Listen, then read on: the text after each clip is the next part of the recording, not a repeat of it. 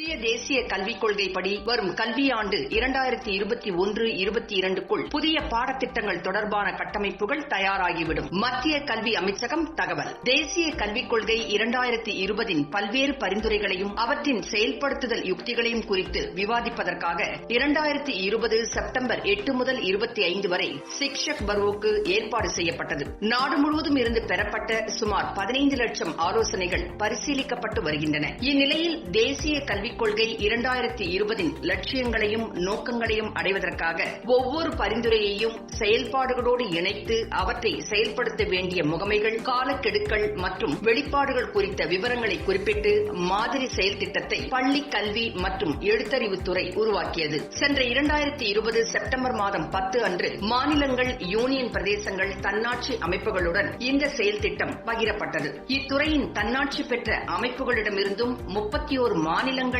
மற்றும் யூனியன் பிரதேசங்களிடமிருந்தும் 7177 ஆலோசனைகள் வரப்பெற்றன. நிபுணர் குழுக்களால் இவை ஆய்வு செய்யப்பட்டு செயல் திட்டத்தின் இறுதி வரைவில் இவை இணைக்கப்பட்டுள்ளன. இறுதி செய்யப்பட்டு வரும் இந்த ஆவணம் விரைவில் வெளியிடப்படும்.